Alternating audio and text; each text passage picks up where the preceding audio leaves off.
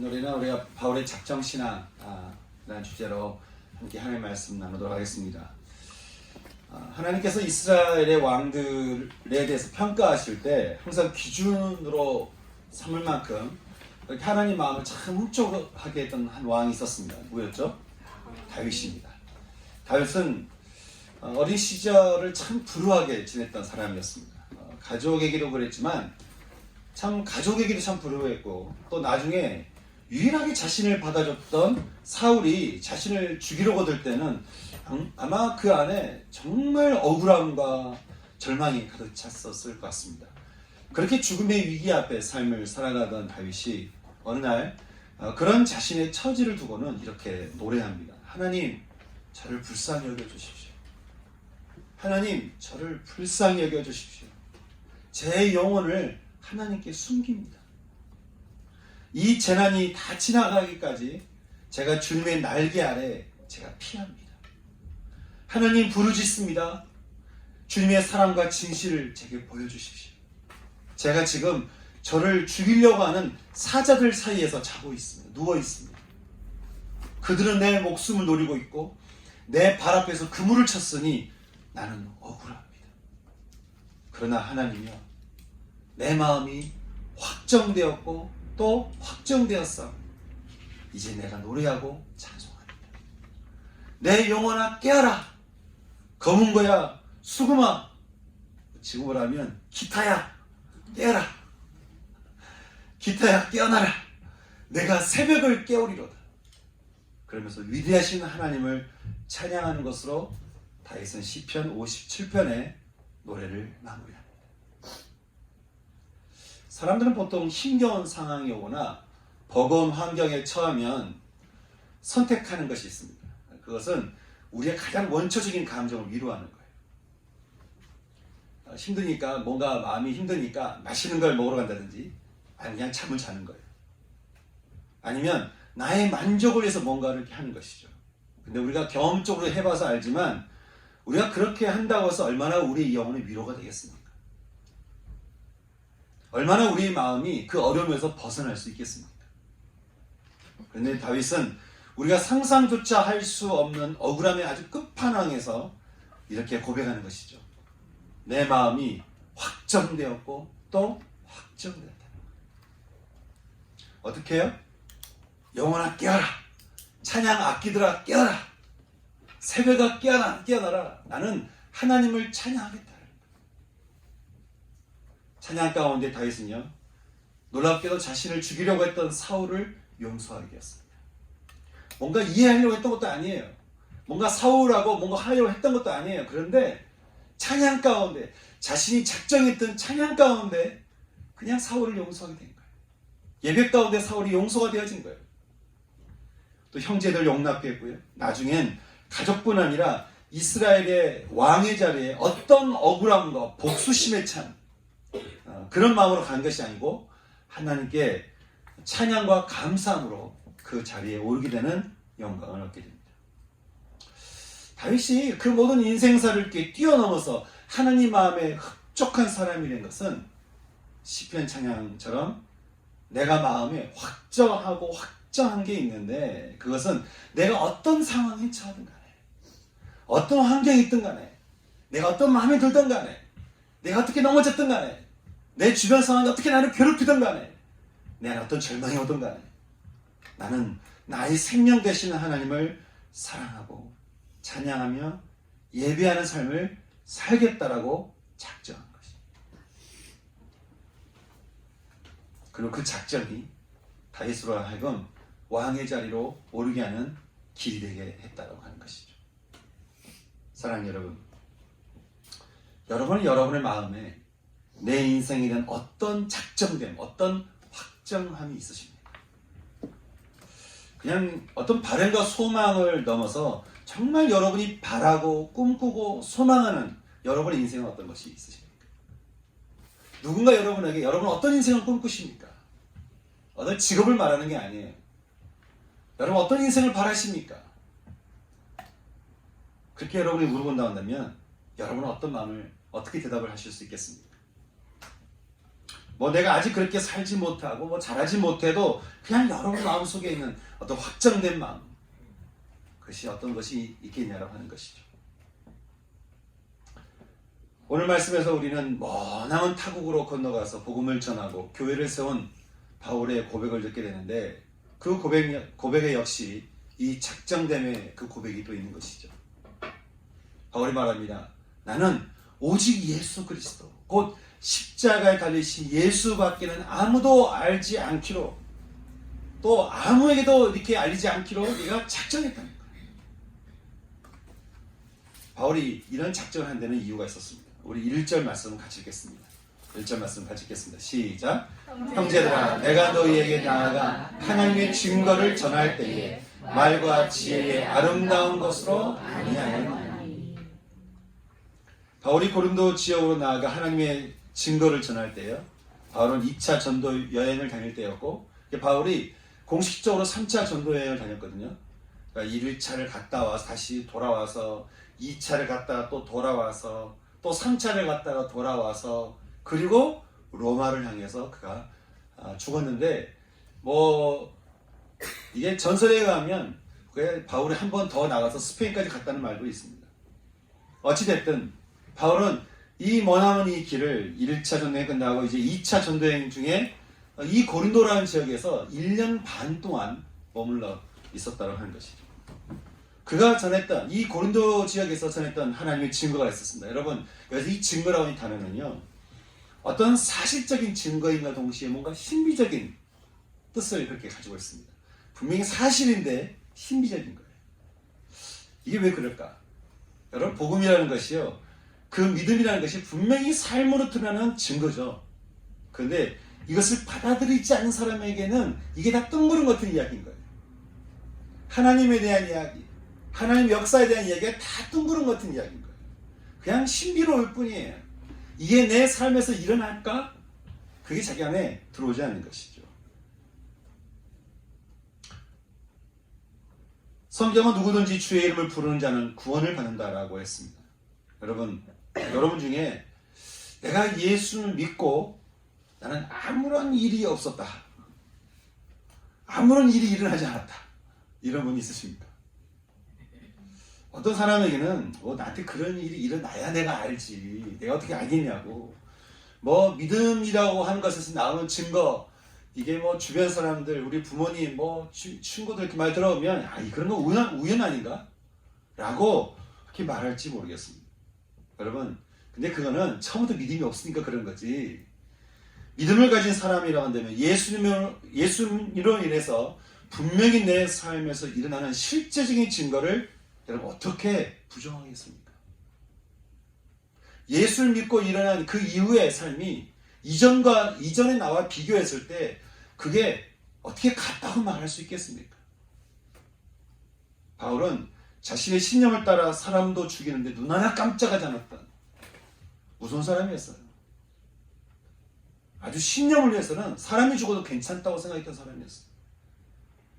그랬던 그에게 어느 날 예수님은 갑자기 찾아오셨고 그에게 하나님의 증거, 하늘의 증거인 생명을 넣어주셨습니다. 이전에 느끼고 경험할 수 없었던 생명을 받아들게 된 바울. 여러분, 이 생명을 받아들게 된 사람들에게는 반드시 나타나는 증거가 있기 마련인데요. 제가 처음 이 생명의 삶을 받아들이고 나서 경험되어졌던 몇 가지 증거가 있었어요. 제가 처음에 예수님을 받아들이고 나서 경험됐던 증거가, 첫째는 삶이 가벼워진 거예요. 제가 그 전까지는 내 생각과 내 마음에 뭔가 짓눌렸던 내 마음의 무게가 너무 많았어요. 근데 예수님이 내 안에 오신 이후로 내 삶이 가벼워진 거예요. 이게 내가 가벼워지려고 가벼워진 게 아니고 그냥 가벼워진 거예요. 여러분, 이걸 어떻게 이성적으로 이해를 시키겠어요? 이걸 어떻게 이성적으로 이해를 하겠습니까? 그냥 가벼워진 거를, 내 마음이 풀어진 거를 이걸 말로 다 설명할 수 있겠습니까? 둘째는 제가 밤에 잠을 편히 잔 거예요. 그전까지는 제 마음에 뭔가 알 수 없는 불안함과 두려움과 외로움과 쓸쓸함이 있었어요. 그러니까 밤에 자는 게, 밤에 내가 잠이 잘 못 드는 거예요. 근데 참 희한하죠. 예수님이 제 안에 들어오신 이후에 밤에 잠자는 게 어렵지 않게 됐어요. 그래서 제가 이게 밤에 눈 감고 있으면 바로 자요. 이게 정말 신기한 일인 거예요. 야, 좀 신기하다. 어떻게 잠을 바로 잘까? 어떨 때는 처음에 예수 믿었을 때는요, 신기한 게 기뻐서 잠이 잘 안 오는 거예요. 이제 반대로. 셋째 예수님을 받아들인 다음에 일어났던 증상 중에 하나가 사람들을 쉽게 미워할 수가 없었습니다.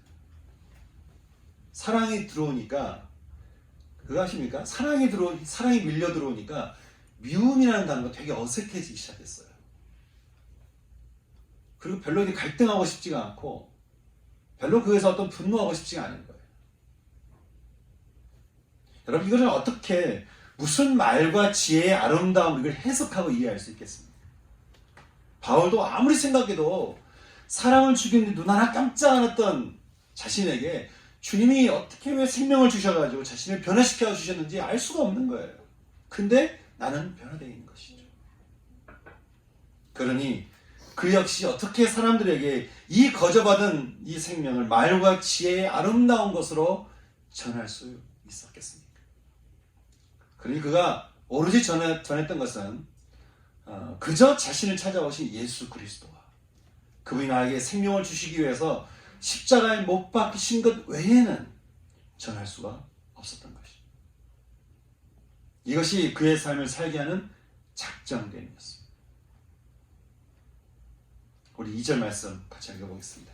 같이 읽겠습니다. 시작. 내가 너희 중에서 예수 그리스도와 그가 십자가에 못 박히신 것 외에는 아무것도 알지 아니하기로 작정하였습니다. 바울은 자신은 물론이거니와 인간의 죄에서 나오는 모든 갈등과 아픔과 상처에서 자유케 하는 그 생명만이 우리가 살 길이라고 하는 확신이 있었습니다. 자기가 그랬으니까요. 그래서 바울이 작정한 것이에요. 내가 할 수만 있다면 나를 찾아오신 예수 그리스도와 그가 십자가에 못 박히신 것을 내가 붙들고 내가 그 위에서 살고 그것을 전하겠다는 거예요. 이것이 바울의 작정함이었어요. 그리고 디모데에게 이야기한 대로 자신이 작정한 그 달려갈 길을 가는데 자신의 모든 시간과 모든 에너지와 모든 삶을 다 바쳤어요. 그의 작정됨으로 복음은 예루살렘을 넘어서 온 유대와 사마리아 땅끝까지 이르러 전해지게 되었고요. 이제는 알려지지 않는 아직 이 세상에 아주 작은 몇몇의 부족만 남았다고 그러죠. 여러분 그 말씀 기억하고 계십니까? 모든 민족의 복음이 전해진 다음에 세상은 끝이 옵니다. 여러분 세상은 끝이 옵니다. 언젠가 하나님이 마침표를 딱 찍을 때가 있습니다. 근데 그 하나님 마침표를 딱 찍을 때가 언제냐? 모든 민족에게 복음을 전할 때라는 거예요. 그러니 나를 위해서 무엇을 먹을까? 무엇을 마실까? 무엇을 입을까? 여러분 거기에 내 모든 힘을 다 써서 인생을 살다가 어느 날 갑자기 하나님께서 마침표를 딱 찍었을 때 그 자리에 여러분이 하나님의 자리에 여러분이 계시지 않는다면 여러분 얼마나 우리 인생이 안타까운 인생이 되겠습니까? 어찌됐든 이 바울의 한 사람의 작정됨으로 지금 복음은 아직 몇 개의 민족만 남아있는 지금 현실까지 와 있습니다.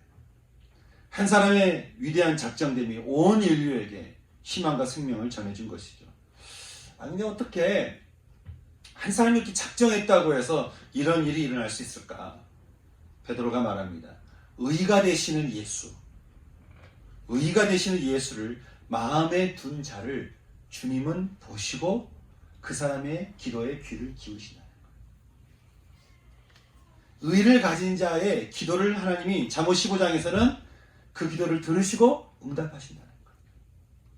여러분 바울이 그 안에 의가 되시는 예수를 가슴에 품고 예수님이 원하시는 것을 가지고 기도했을 때 하나님께서 바울의 기도를 들으시고 바울로 하여금 모든 열방의 가운데 나가서 복음을 전하도록 계속해서 길을 열어주신 것이죠. 그리고 하나님의 뜻이 이루어질 수 있도록 하셨다고 하는 것입니다. 사랑하는 여러분, 저는요 여러분 안에 우리 주님이 찾아가셔서 이미 생명의 축복을 전해주신 줄 저는 믿습니다.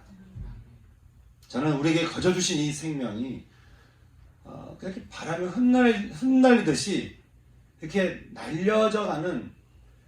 날려버리는 그런 삶을 우리가 살지 않았으면 좋겠어요. 하나님이 주신 놀라운 이 생명을 그냥 이렇게 날려먹지 않았으면 좋겠어요. 내가 언제 생명을 받았냐, 내가 언제 그 생명을 얻었냐라고 하지 않는 삶을 우리가 살았으면 좋겠다는 것이죠. 주님 주신 생명을 가슴에 품고 그 생명을 누리면서 그 생명이 내게 주시는 비전을 따라 여러분 마음 안에 어떻게 해요? 확정되는 인생의 어떤 그 작정됨이 여러분 가운데 참 있었으면 좋겠다, 이런 마음이 드는 것이. 우리가 한 번 사는 인생입니다. 한 번 사는 인생인데 의를 가슴에 품고 그렇게 살아가는 인생, 우리가 좀 그렇게 살아가야 되지 않겠습니까? 그래서 그런 3절에서 이렇게 고백합니다. 3절 말씀 같이 읽겠습니다. 시작. 내가 너희 가운데 거할 때에 약하고 두려워하고 심히 작정된 마음으로 길을 떠난 바울은 예루살렘과 온 유대와 사마리아 땅끝, 지금의 터키인, 옛날에는 터키를 아나톨리아 반도라고 불렀습니다. 우리에게 한반도라고 그러는데 남한이 있고 북한이 있죠. 그런 것처럼 옛날에는 그 터키 전 지역을 아나톨리아라고 했는데, 이 아나톨리아 반도를 넘어서 그리스를 넘어서 이제는 모든 길은 로마로 통한다고 하는 그 로마를 향해 가려고 하는데 이 길이 순탄하지 않은 거예요.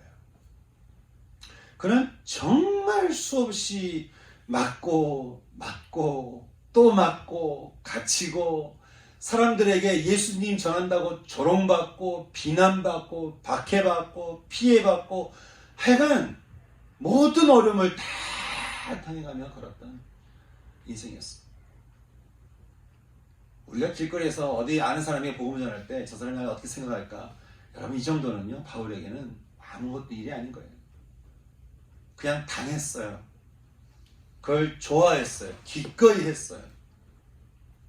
그래서 나를 비난하는 것에 대해서 아무 상관하지 않고 계속 복음을 전했어요. 그 사람이 그렇게 해서 살 수만 있다면. 제가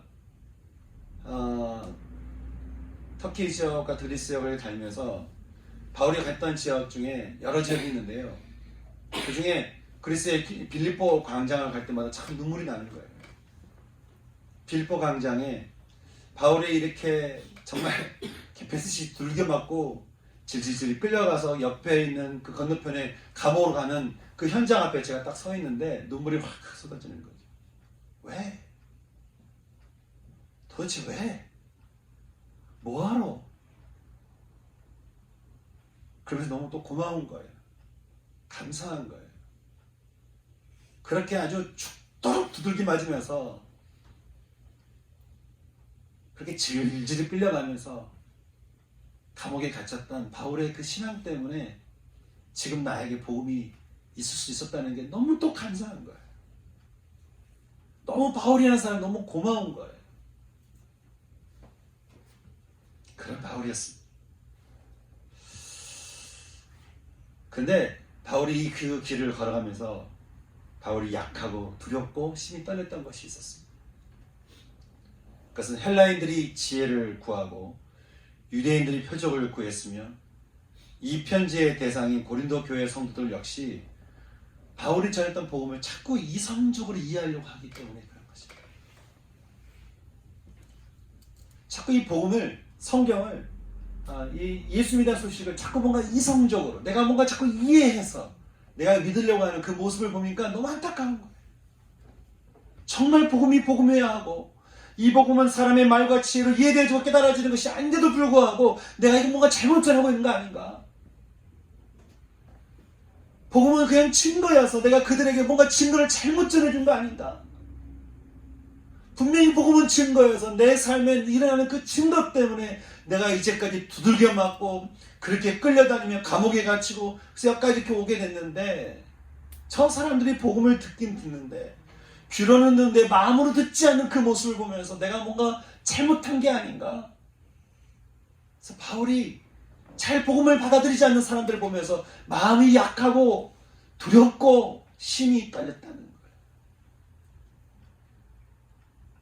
거예요. 나는 정말 복음으로 살고 있을까?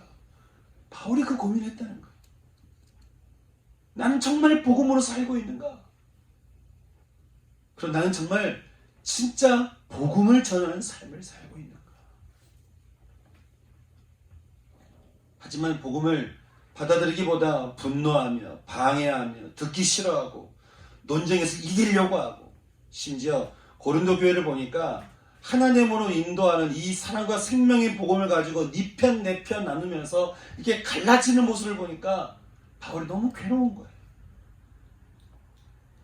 내가 뭔가 잘못한 게 아닌가.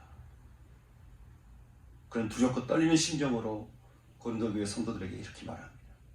4절과 5절 말씀 같이 읽겠습니다. 시작. 날과 내 전도함이 설득력 있는 지혜의 말로 하지 아니하고 다만 성령의 나타나심과 능력으로 하여 너희 믿음이 사람의 지혜에 있지 아니하고 다만 하나님의 능력에 있게 하려. 내가 여러분에게 전한 이 복음은 어떤 설득력 있는 지혜의 말로 이해되어지고 깨달아지는 것이 아니라, 복음이 다만 어떻게 해요? 성령의 나타나심과 능력으로, 이 말씀을 원어로 풀면 이렇습니다.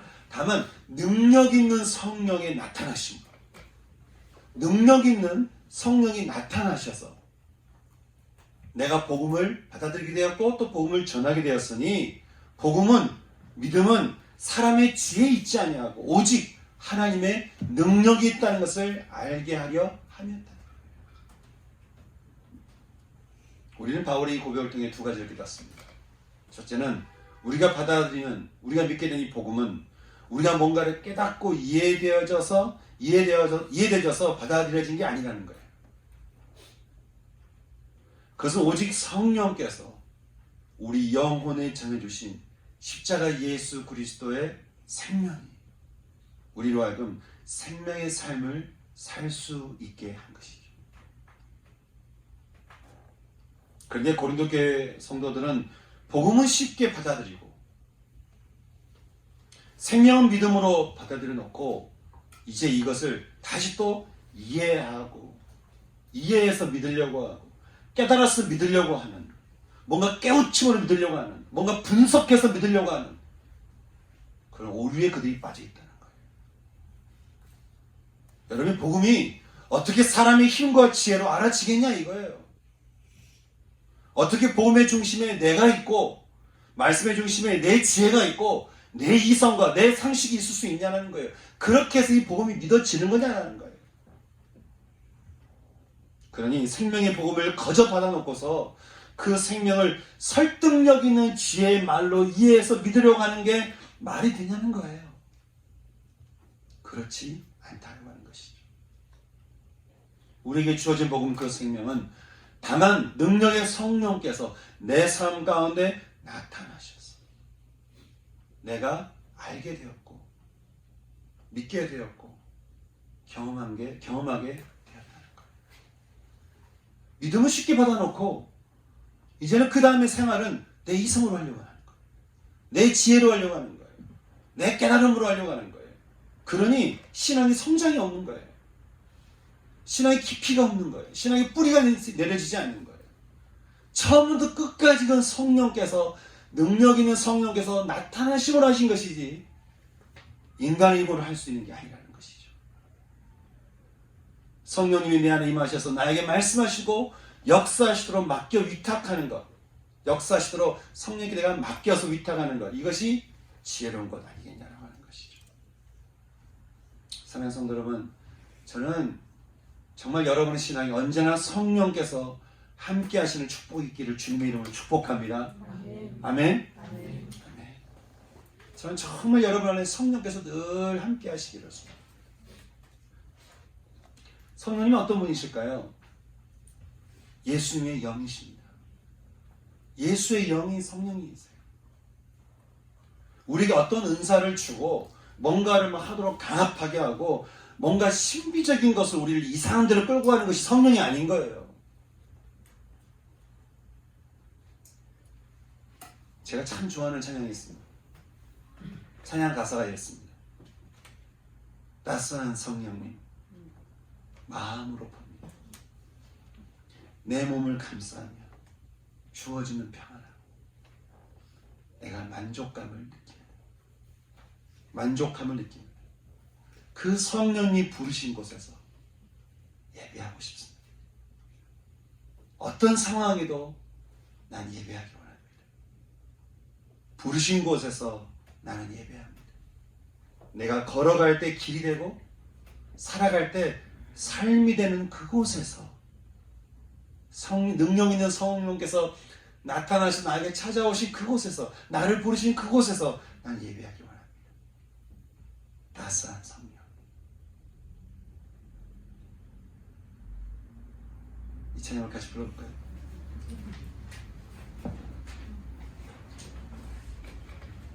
끝나고 부르려고 했는데 지금 불렀으면 좋겠어요. 따스한 성령.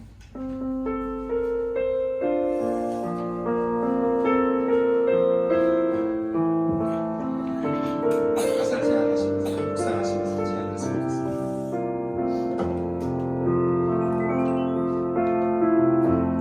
따스한 성령님 마음으로 보내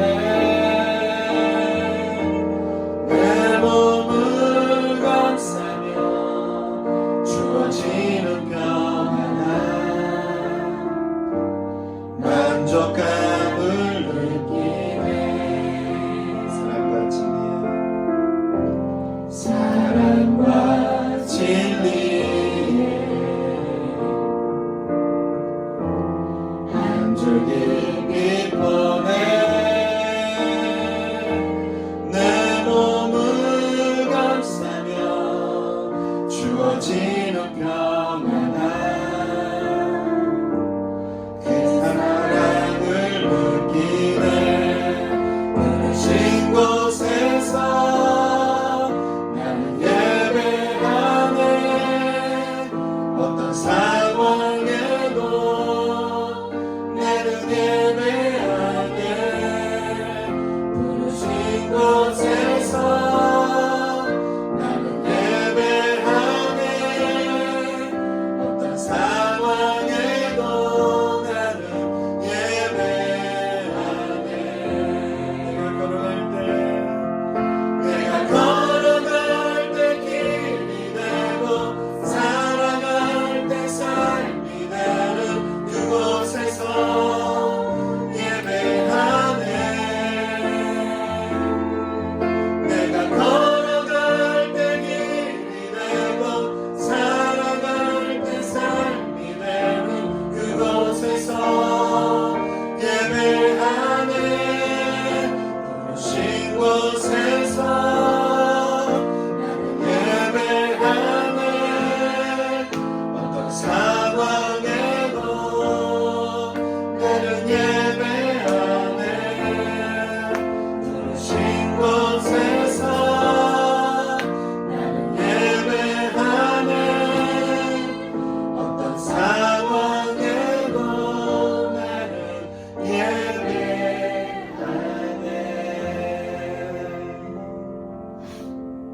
아멘.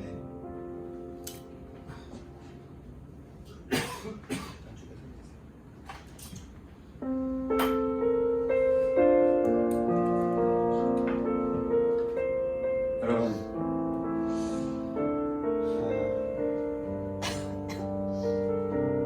어떤 상황 속에서도 어떤 환경 속에서도 우리가 예배할 수 있는 삶을 살아갈 수 있는 이유가 어디 있겠습니까? 우리 삶의 따스함으로 찾아오시는 성령 하나님, 무거운 짐은 덜어주시고 불안한 마음 씻어주시고 죄된 마음 용서해주시고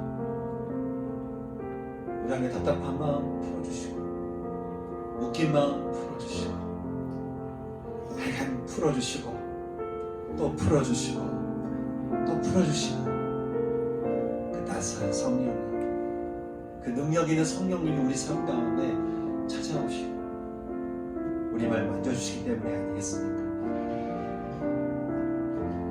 여러분, 그 성령께서 오셔서 우리에게 하나님의 그 생명을 주시니 이 능력, 여러분, 이 복음을 가지고 우리가 무슨 우리의 지혜와 우리의 이성과 우리의 깨달음을 우리가 자랑할 수 있겠습니까? 무슨 우리의 것을 드러내며 내가 이렇게 안다라고 말할 수 있겠습니까? 알면 또 얼마나 알겠습니까? 우리 아는 것이 우리를 회복하게 합니까? 아니에요. 성령님이십니다. 성령께서 우리 안에 임하실 때 우리는 알아지고 깨달아지고 믿어지고 살게 되는 것입니다. 저는 그 성령님이, 우리 삶을 변화시키는 그 성령님이 저는 저와 여러분 모두 가운데 충만하게 임할 수 있는 은총이 있기를 진심으로 소망합니다. 바울은 그래서 말합니다. 내가 작정합니다. 나는 오직 예수 그리스도, 그가 십자가에서 죽으심으로 나에게 주신 이 생명, 이 복음을 나는 오직 그 안에서 살기를 작정하고, 그리고 이것을 전하기로 나는 작정합니다. 내가 이렇게 살기를 작정합니다. 여러분, 이것이 꼭 목사가 살아야 되는 인생이겠습니까? 이것이 무슨 선교사가 되는, 선교사 정도 돼야 되는 사람의 인생이겠습니까? 우리 모두 인생 이해야 되는 거 아니에요? 우리 모두를 부르심 아닙니까? 사랑하는 여러분, 우리를 부르심을 자리에서 우리 마음으로 예배를 올려드리는 이 시간이 됐으면 좋겠습니다. 우리의 죄된 마음 주님 앞에 고백하시고, 우리의 부족한 마음, 내 이성으로, 내 지성으로, 내 깨달음으로, 하여간 내 힘으로 뭔가 하려는 거 다 내려놓고 우리 성령님을 초청하십시다. 성령 하나님 내 안에 임하시옵소서. 충만히 임하시옵소서. 신앙을 내 힘으로 하는 것이 아니라 성령님의, 능력 있는 성령님의 나타나심으로 제가 신앙생활을 하기 원합니다. 하나님, 성령 하나님 안에 충만히 임하여 주시옵소서. 함께 나를 내려놓는 기도와 더불어 성령께서 내 안에 충만히 임하시도록 함께 기도 나갈 수 있어야 되기 원합니다.